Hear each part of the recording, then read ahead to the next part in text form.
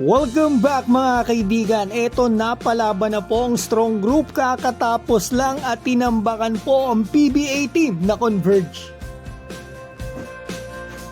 So eto na mga kaibigan, panoorin po natin ang highlights ng tune-up game ng strong group laban dito sa Converge. Talagang bagay sa strong group ang pangalan nila, malakas talaga, lalo na kung todohan. At una sa lahat, magpapasalamat po muna ako habang kayo nanonood dito ng highlights. Dito nga kay Miss Marty Bautista, kay Hoop Junkie, at syempre dito sa strong group for making this video happen.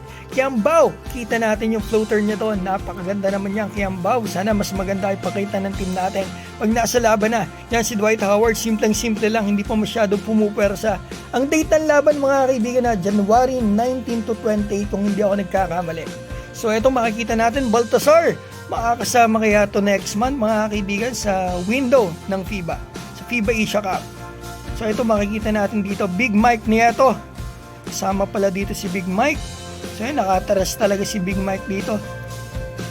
So ito, 44-41 mga kaibigan ang halftime score natin. So ito makikita natin dito yung import ng Converge umatake, si J.D. Wilson.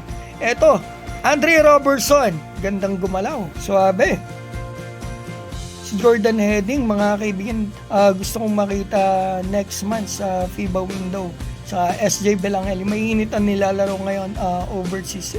Si Jordan Heading naman, kahit hindi naglalaro ay tested na mga kaibigan yung shooting, at makikita naman natin dito yung shooting kailangan ng gilas ng shooter. Kaya SJ Belangel, Terence Romeo at SJ Belangel.